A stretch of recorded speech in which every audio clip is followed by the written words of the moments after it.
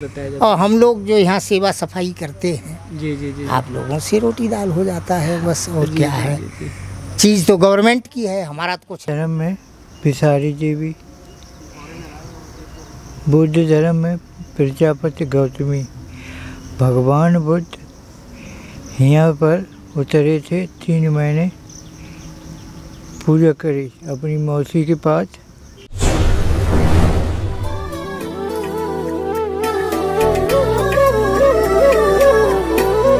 प्रतिष्ठितो यत्र स्वयं स्वयंभू यर्चेव बुद्धं यथं यादृश्यच्च बलाश्च ये ध्यान विमोक्ष इंद्रिया सत्रेव सत्वापि प्रतिष्ठपेति।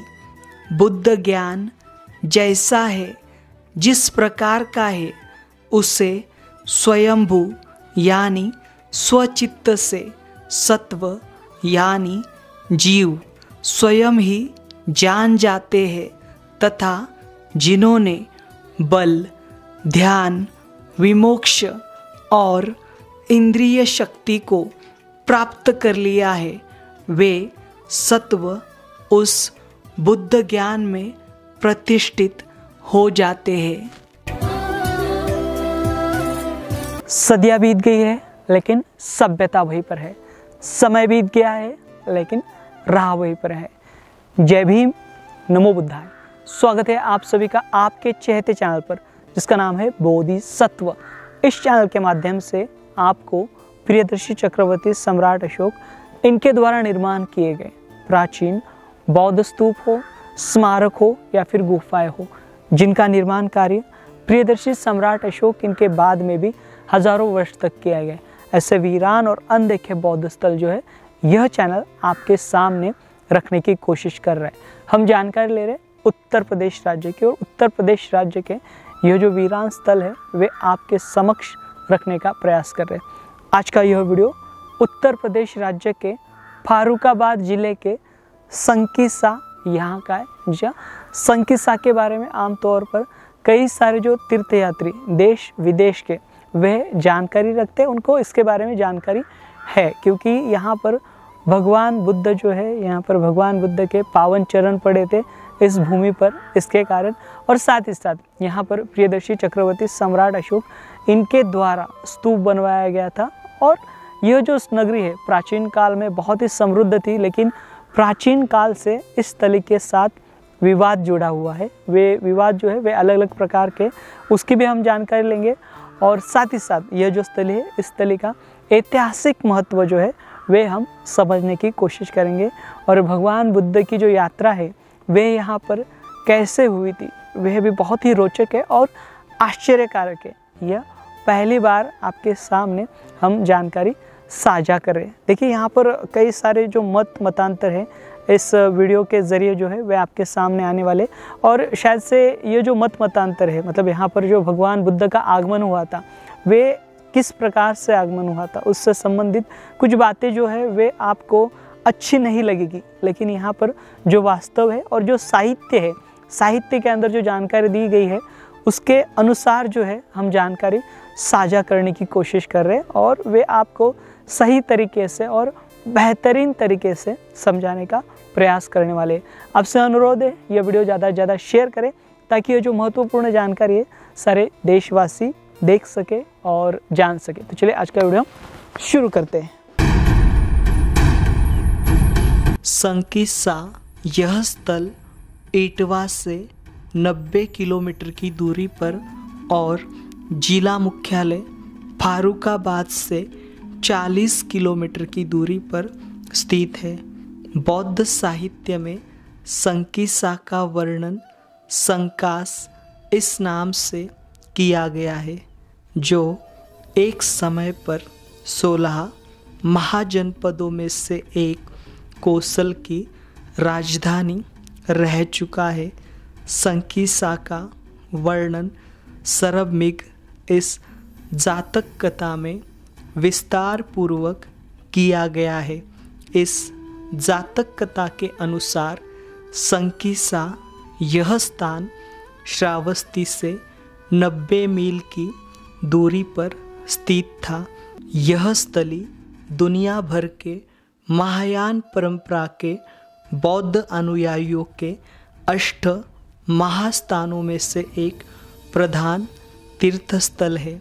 जातक कथाओं और बौद्ध साहित्य के अनुसार संकीसा यह भगवान बुद्ध के दिव्य कर्म और आने वाले मैत्रेय बुद्ध के भांति जन्म लेने के कारण पवित्र स्थान के रूप में वर्णित किया गया है। आमतौर पर महायान परंपरा के अनुसार भगवान बुद्ध इनके अलौकिक कर्मों और क्षमताओं का वर्णन हमें मिलता है।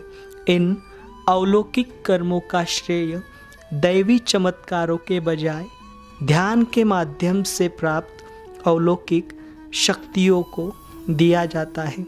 कहा जाता है कि बोधिसत्व सिद्धार्थ को ज्ञान प्राप्ति के बाद ऐतिहासिक बुद्ध के रूप में अलौकिक शक्तियाँ प्राप्त हुई थी। वह शक्तियाँ मानसिक क्षमता, दिव्य दर्शन, भावनाएं एवं अनुभव, स्वयं की स्मृति एवं स्वयं के पूर्व जन्म का ज्ञान, दूसरों के पूर्व जन्मों का ज्ञान, मानसिक नशे से विलुप्त इन 6 उच्च ज्ञान को अपने पास में रखते थे। थेरवाद और महायान दोनों परंपराओं में अभिधम्म की टिप्पणियों और कार्यों में बौद्ध ब्रह्मांड विज्ञान का प्रमाण मिलता है।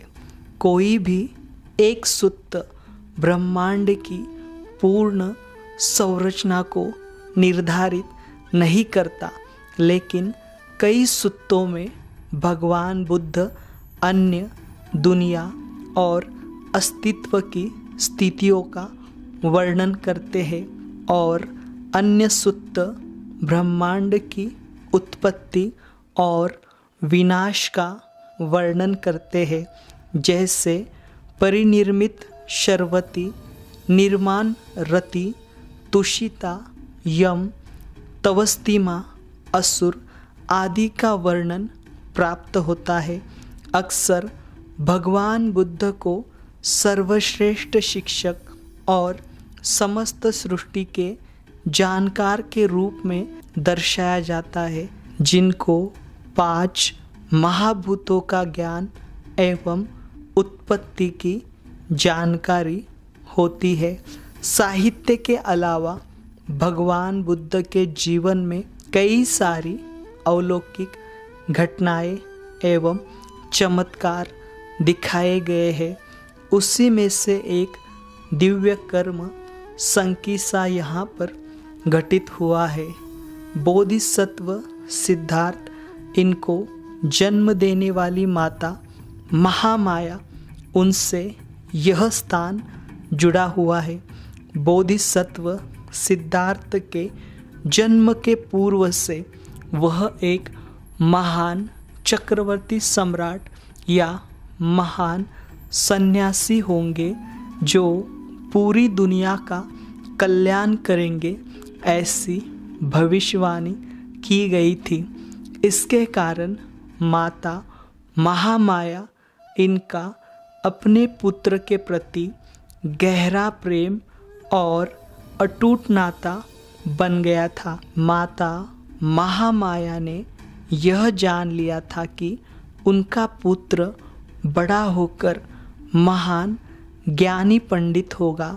इस कारण वह अपने पुत्र के उपदेश सुनना चाहती थी, लेकिन सिद्धार्थ का जन्म होने के 7 दिन बाद उनका निधन हो गया।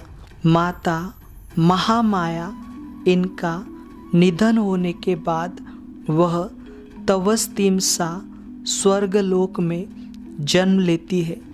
बोधिसत्व सिद्धार्थ को ज्ञान प्राप्ति होने के बाद वह अपने 7वें वर्षावास काल में अपनी माता की अधूरी इच्छा पूर्ण करने हेतु श्रावस्ती से तवस्तिमसा स्वर्ग की यात्रा करते हैं और अपनी माता को अभिधम्म की शिक्षा देकर संकिसा यहाँ पर अवतरित होते हैं, जहाँ भगवान बुद्ध के अवतरण के लिए स्वर्ग से सीढ़ियाँ नीचे आई थी, जिसमें मध्य में भगवान बुद्ध हीरे की सीढ़ी से बाईं ओर से देवों के राजा इंद्र सोने की सीढ़ी से, साथ ही दाईं ओर से ब्रह्मा चांदी की सीढ़ी से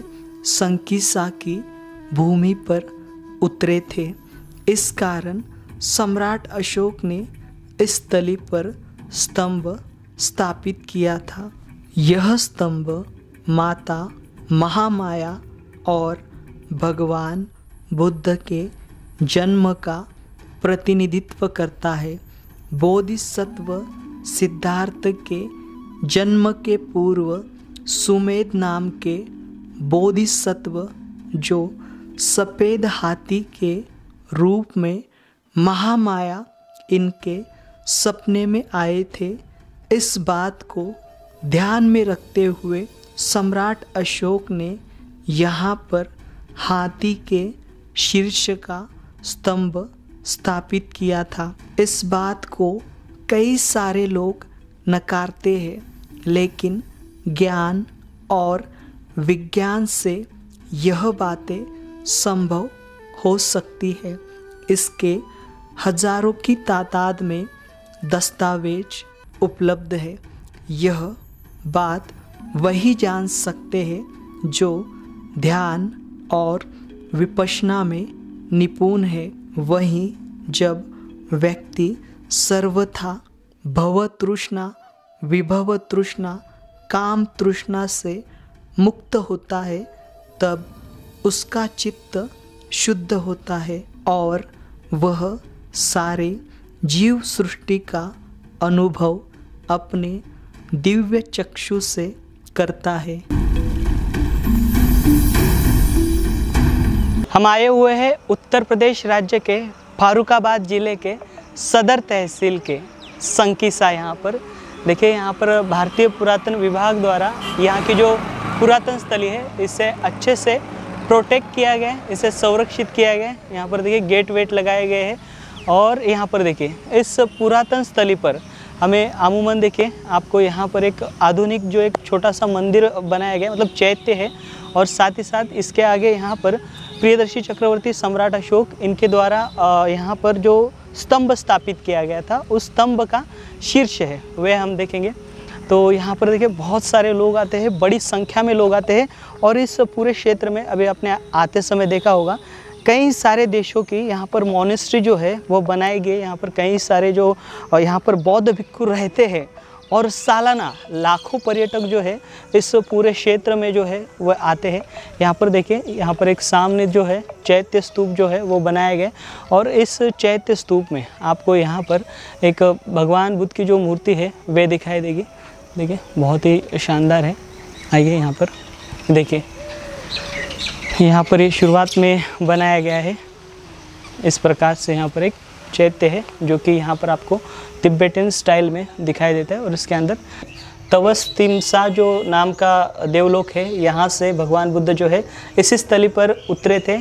तो देखिए यहाँ पर ये जो स्थल है मतलब आधुनिक, जहाँ पर भगवान बुद्ध ठहरे हुए थे या फिर भगवान बुद्ध जहाँ पर आए हुए थे उस स्थली पर प्रियदर्शी चक्रवर्ती सम्राट अशोक इनके द्वारा एक स्तंभ यहाँ लगाया था, जिसका जिक्र प्रसिद्ध चीनी यात्री फाइयान और वैनसंग इनके द्वारा किया गया। तो यहाँ पर देखिए अभी यहाँ पर हमें जो बड़ा अशोक स्तंभ यहाँ पर बिठाया गया था, लगभग 70 फीट का वह अशोक स्तंभ था, जिसका शीर्ष हमें यहाँ पर दिखाई देता है। यानी यहाँ पर आपको एक गज शीर्ष दिखाई देता है। इससे पहले हमने आपको बहुत सारे स्थलों पर इस प्रकार के जो स्तंभ है वह दिखाए आपको। यहाँ पर देखिए आपको ये जो शीर्ष है, इस शीर्ष का ये जो हाथी है, हाथी की जो सूंड है, सूंड टूटी हुई अवस्था में दिखाई देती है और हाथी की जो पूंछ है वह भी टूटी हुई अवस्था में दिखाई देती है। और ये जो शिल्प है, शिल्प को गोल्डन कलर लगाया हुआ हमें दिखाई देता है बीच बीच में। यहाँ पर जो पर्यटक जो है मतलब अमूमन जो पर्यटक फॉरेन से आते हैं या फिर जो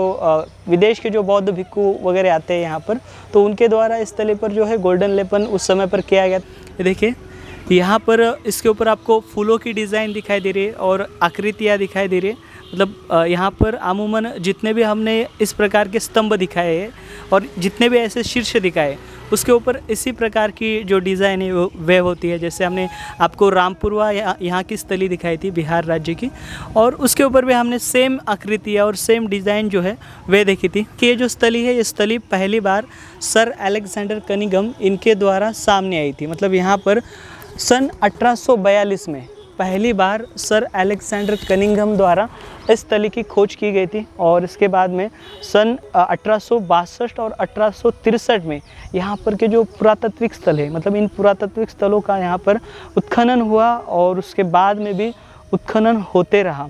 और यहाँ पर देखिए, यहाँ पर एक विसारी माता नाम से एक मंदिर प्रसिद्ध है, और उस मंदिर के नीचे जो हम मलबा देख पा रहे हैं अभी, यह उस समय पर मतलब जहाँ पर भगवान बुद्ध जो है वे यहाँ उतरे थे या फिर जहाँ पर भगवान बुद्ध ठहरे थे, उस स्थान पर प्रियदर्शी चक्रवर्ती सम्राट अशोक इनके द्वारा एक स्तूप का निर्माण कराया गया था। तो वो स्तूप देखें, यहाँ पर इसे भारतीय पुरातन विभाग द्वारा यहाँ पर हमें प्रोटेक्ट किया हुआ दिखाई देता है। सामने यह बहुत बड़ा बरगद का पेड़ आपको दिखाई दे रहा है। देखिए हमारे साथ डॉक्टर भिक्षु धम्मपाल महाथेरो भंते जी है। तो यह हम भंते जी से जानकारी लेंगे कि यहाँ पर ये जो संकीसा स्थली है, जहाँ पर भगवान बुद्ध जो है देवलोकों से उतरे थे, वह देवलोक दरअसल में क्या है भंते जी, और भगवान बुद्ध के समय पर कितने लोग हुआ करते थे, इनकी जानकारी भंते जी कृपया करके दीजिए। बुद्ध यहाँ पर ताप्तिन श्लोक से 7वां वर्षावास ताप्तिन श्लोक में भगवान बुद्ध ने बिताया था। बिताते समय अभिधम्म का पाठ, अभिधम्म की देशना अपनी माता महामाया को दिया था। और जब वर्षावास खत्म होने वाला था, तो वर्षावास की पूर्णिमा के दिन यहाँ पर 522 ईसा पूर्व को भगवान बुद्ध इसी टीला पर, इस अभी ये टीला है, अभी बौद्ध स्तूप है, इस पर आए हुए थे। और जिस जगह पहला पैर रखा उस जगह पर अचल चैत्य स्तूप का निर्माण किया। अचल चैत्य स्तूप अब नेवर चेंज हो, पहले भी बुद्ध थे, वो भी आए, आगे वाले भी बुद्ध आएंगे, इसलिए इस जगह को अचल चैत्य स्तूप के रूप में सम्राट अशोक ने आज से 2300 वर्ष पहले, या आज से 2300 वर्ष पहले भगवान सम्राट अशोक ने इसे बनवाया था, इसको चिरस्थायी रखने के लिए। तो ये ताप्तिन श्लोक से जब बुद्ध आए तो उनके साथ इंद्र और ब्रह्मा भी साथ थे। वो 3 सीढ़ी थी भगवान बुद्ध, तो 3 सीढ़ी के द्वारा एक पे इंद्र थे, एकदम ब्रह्मा थे, बीच वाले सीढ़ी पे भगवान बुद्ध थे। इंद्र ब्रह्मा दोनों ही पिंडपात और कहिए छतरी लेकर के आए थे, जो कि भगवान बुद्ध के स्वागत में आए थे। ताप्तिन से एक लोक है, ताप्तिन जिस लोक पर शाक्यमुनि बुद्ध ही नहीं, पहले के लोग बुद्ध भी उस लोक पे अपनी माताजी को उपदेश, अभिधम्म का उपदेश देने के लिए पहले से भी गए थे, और 7वां वर्षावास उन्होंने भी किया था। ये परंपरा पहले से चली आ रही है। जो हमारे 28 बुद्ध हुए, सभी बुद्धों की ये परंपरा है कि जिस 7वां वर्षावास बुद्ध धरती पर नहीं बिताएंगे, 7वां वर्षावास ओनली ताप्तिन श्लोक में बिताएंगे, और महापवारना संकट नगरी पे करेंगे। जैसा कि उस समय जिस समय बुद्ध आए, बुद्ध ने अपना पैर रखा, उतरे, उस समय यहाँ पर राजा दीर्घशक शाक्य राजा था, उन्होंने वेलकम भी किया था। और चूंकि अभिधम्म का पाठ यहाँ अभिधम्म कठिन था, माताजी को जो उपदेश दिया वो कठिन था। चित्त चैसिक रूप निब्बान, चित्त 121 प्रकार के, चैसिक 52 प्रकार के, रूप 28 प्रकार, निब्बान 1। उसकी व्याख्या बहुत मुश्किल थी, इसलिए कुशला धम्मा, अक्षरा धम्मा, अव्यागता धम्मा, वो यहीं पर भगवान बुद्ध ने ये माताजी को अपने ताप्तिन श्लोक में दिया। और उसको सरलीकरण करने के लिए सम्राट सारपुत्र ने, भिक्षु सारपुत्र ने 500 अर्थ भिक्षुओं को भी दिया है। तो 500 अर्थ भिक्षु जो थे वो भी वेलकम के लिए यहाँ आए थे। और उत्पल वर्णा और 500 अर्थ भिक्षु और कहिए अन्य जो उपासक उपासिकाएं जो थे वो भी यहीं पर आए थे। वहाँ पर जाकर के स्वागत किया था यहाँ पर। तो कठिन होने के कारण 500 अर्थ भिक्षुओं को सारपुत्र ने इसी जगह से 500 अर्थ भिक्षुओं को दिया। 500 अर्थ भिक्षुओं ने सामान्य जनता को दिया, कुशला धम्मा व्याकता धम्मा। इसलिए कठिन होने के कारण भगवान बुद्ध का ये धर्म सारपुत्र ने भी दिया जी। लेकिन भंते जी, ये कैसे संभव हो सकता है कि भगवान बुद्ध जो है वो देवलोकों से यहाँ पर उतरे? ये कैसे संभव हो सकता है? मतलब देवलोक उस समय पर कैसे थे वो? मतलब आज के हम सामान्य लोग जिस प्रकार से देखते हैं, जिस प्रकार से लोगों की धारणा है स्वर्ग और नर्क की, क्या उस समय पर भी वैसी धारणा थी या कुछ अलग था? ये एक ऐसी कई लोग हैं जो मनुष्य लोक से ऊपर उठे हुए लोग हैं। मतलब वो ध्यान से हाँ अलग से हैं। जैसे देवता लोग है, देवलोक जिसे वो लोग होता है जो मनुष्य लोक से उठा हुआ, जिसने अच्छे कार्य किए होते हैं, वो लोग कुशल कार्य किए होते हैं, वो मनुष्य लोक में उत्पन्न होते हैं और अच्छे कार्य किए हुए तावतंस लोक में पैदा होते हैं। और जो इस तरह से धीरे धीरे लोक जो है उनकी संख्या 31 लोक है। 31 लोगों की ऐसा हमारे त्रिपिटक में है। तो 31 लोगों की है, उसमें सबसे उत्तम लोग जो है तावतंस लोक बताया। श्रावस्ती घटना है, श्रावस्ती में यमक प्रत्याह दिखा करके गांडव एक जगह है, उस यमक प्रत्याह दिखा करके बुद्ध डायरेक्ट सीधे तावतंस लोक में चले जाते हैं और तावतंस लोक में जाके कई लुप्त हो जाते हैं। सर वो शारीरिक, भंते जी शारीरिक रूप से गए थे और मतलब चित्त के साथ भगवान बुद्ध देवलोक गए थे, क्या वो मन से गए थे? दोनों ही शक्ति थी उनको। दोनों शक्ति हाँ, वो जब तक दिखाते रहे तब तक शरीर के साथ चलते रहे हैं। और उनकी कई शरीर से रश्मियाँ भी निकल रही थी हैं। कई तरह की रश्मियाँ थी, नीली पीली हरी लाल बितारी, इस तरह के रश्मियाँ भी निकलती जा रही थी। तो लोग देखते रहे, अचंभा भी हुआ। लोग जितने भी लोगों ने देखा वे सब अचंभे रह गए, बुद्ध ऐसे कहाँ चले गए हैं, किसी को नहीं बताया। लेकिन एक व्यक्ति को मालूम था, मुगलैन हैं, बनते मुगलैन को मालूम था कि वो कहाँ चले गए हैं। तो चिंता लोगों को हुई, भिक्षुओं को चिंता हुई, बड़े बड़े राजाओं की चिंता हुई, उपासकों की चिंता हुई, ये बुद्ध कहाँ चले गए, अदृश्य हो गए, पता नहीं। तो मुगलैन के पास जाते हैं जेतवन में और पूछते हैं बुद्ध हैं कहाँ।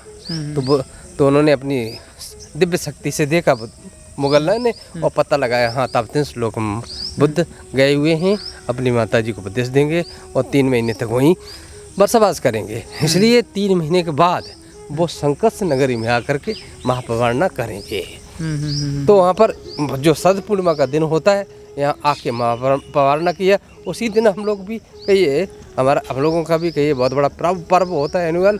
और जा करके यहाँ पर करीब 2 लाख लोगों के साथ इस संकट नगर परिक्रमा होती है, पूजा पाठ होता है, परित्रण पाठ होता है और धम्म चर्चा होती है, धम्म का कई प्रवचन होता है, सेमिनार होते हैं। देखिए तो भंते जी ने इस प्रकार से यहाँ पर ये जो स्थली है, इस स्थली का जो महत्व है, मतलब भगवान बुद्ध द्वारा यहाँ पर वे आए थे और उनके द्वारा उपदेश दिए गए थे, उनकी जानकारी भंते जी ने दी है। भंते जी यहाँ पर इस स्तूप के अलावा अन्य भी और स्तूप है जी। मेन जगह तो ये शंखशाखा है, उसके साथ इसका मेन द्वार पूर्वी द्वार जो था 12 किलोमीटर था, जिसको बिहार के नाम से जानते हैं, पखना बिहार। वो यहाँ से ज़्यादा दूर है, ज़्यादा दूर नहीं, 12 किलोमीटर दूर है। वहाँ पर ही उसी रास्ते से सारपुत्र मोदक कल्याण 500 अर्थ भिक्षु जो कुशिन राजगीर श्रावस्ती से आए थे पैदल उसी रास्ते से आए थे। और इधर चारों तरफ परकोटा 3 थे, परकोटा संख्या में फर्स्ट परकोटा, सेकंड परकोटा, थर्ड परकोटा। हम लोग ये फर्स्ट परकोटा में खड़े हुए हैं। तो ये परकोटा में घिरा हुआ था और इनके द्वार पूर्वी द्वार का तो जिक्र आता है किताबों में। इस स्तूप के ऊपर जाने हेतु देखिए इस प्रकार का जो रास्ता है वह हमें दिखाई देता है। और यहाँ पर देखिए भारतीय पुरातन विभाग का प्रोटेक्टेड मॉन्यूमेंट का जो एक्ट है यहाँ पर इस स्थली पर हमें दिखाई देता है। और ये जो स्तूप है, इस खंडित स्तूप के ऊपर अभी हम चल रहे हैं। यहाँ पर देखिए ईंटें पूरी टूटी हुई है, इसका सर्कुलर बहुत बड़ा था, इसका व्यास देखिए 200 फीट से भी अधिक इसका व्यास है। और ये जो है मतलब जहाँ पर अभी हमने ये देखा गज शीर्ष देखा, वहाँ से यह 200 फुट की दूरी पर यह जो स्तूप है यह स्थित है। और इस स्तूप के अंदर जो आपको यहाँ पर देखिए इस प्रकार के ये जो पत्थर है, पत्थर दिखाई दे रहे, ये देखिए बहुत ही बड़ा ये स्तूप जो है वो रहा होगा। और स्तूप की जो नींव है, ये जो सर्कुलर है, गोलाकार है, यहाँ से आप ये गोलाकार देख सकते हो।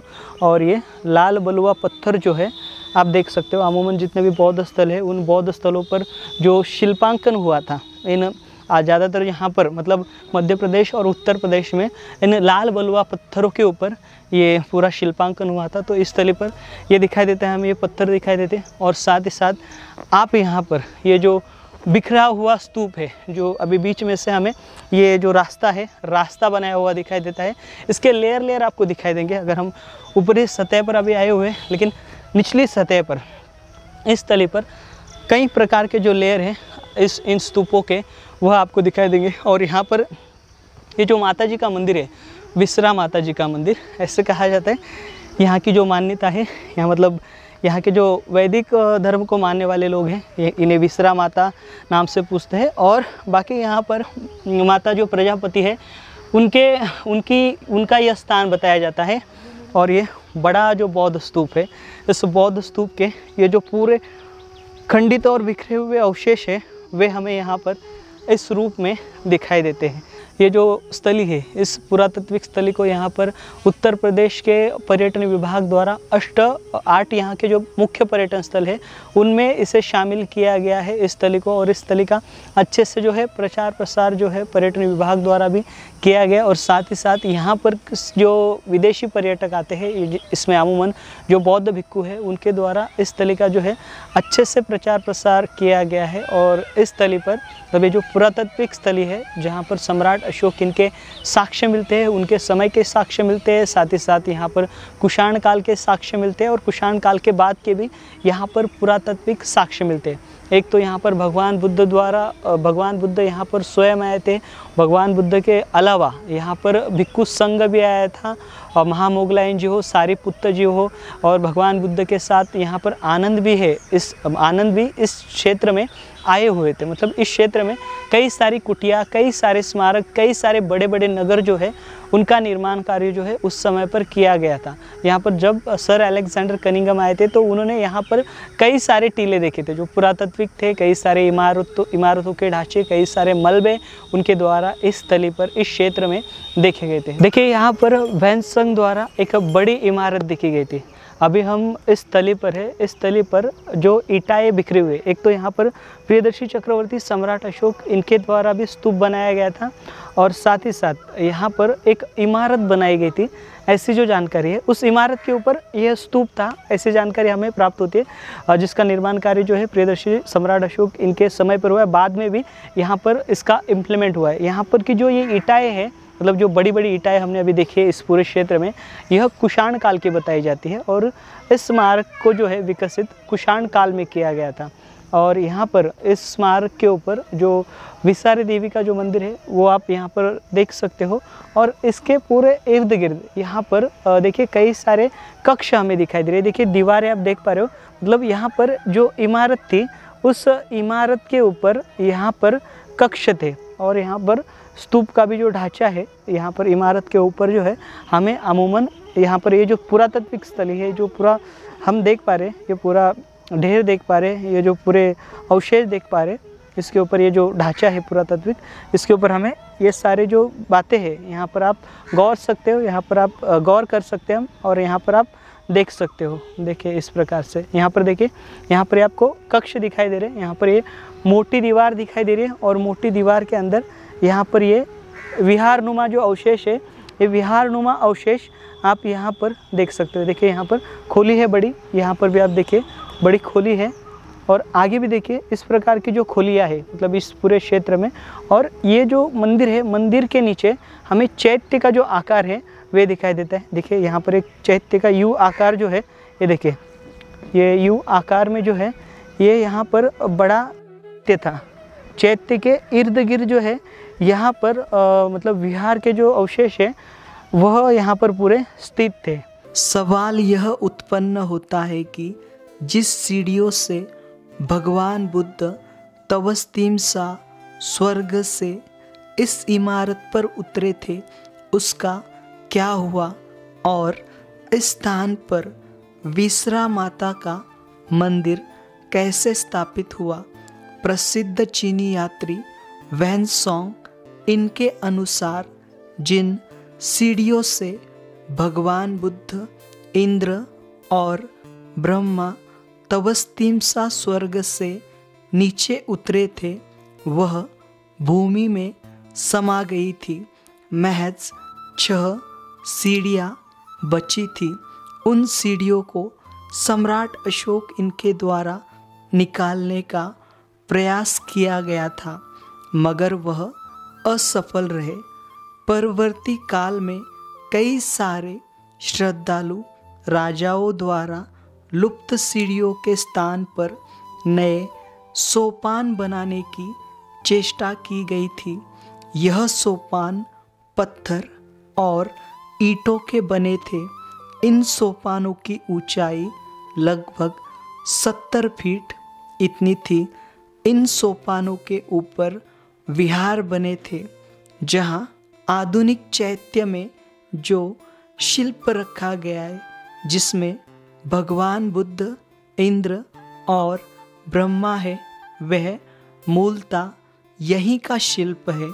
साथ ही दूसरे प्रसिद्ध चीनी यात्री फाहियान इनके कथा अनुसार उन 3 सोपानों पर सम्राट अशोक इन्होंने चैत्य का निर्माण किया था, जिसके मध्य में बाद के समय में 60 फीट ऊंची भगवान बुद्ध की मूर्ति स्थापित की गई थी।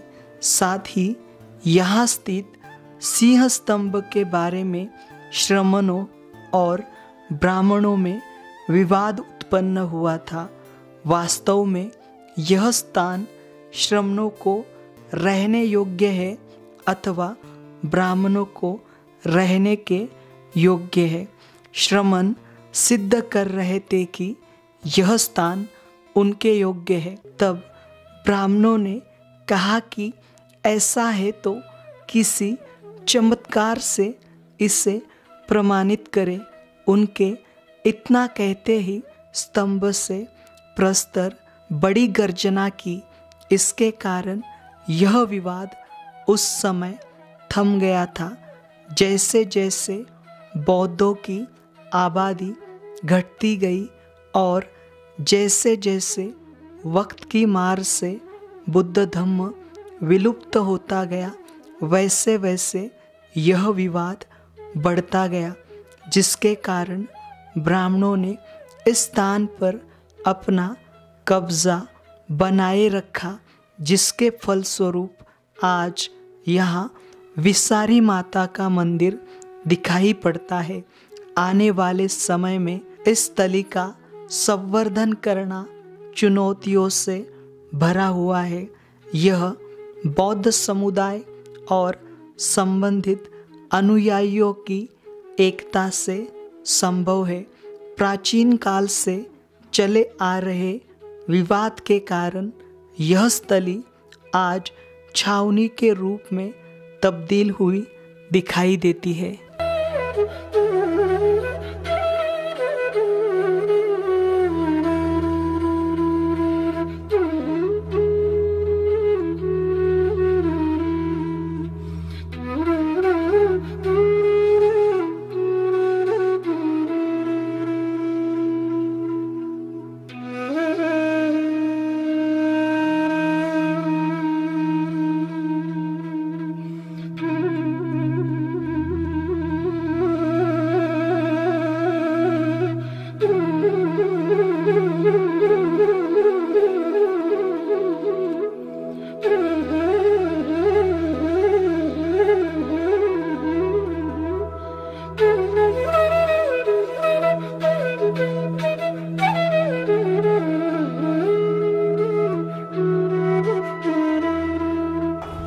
चढ़ते ही हम पहाड़ी के ऊपरी हिस्से में आ गए।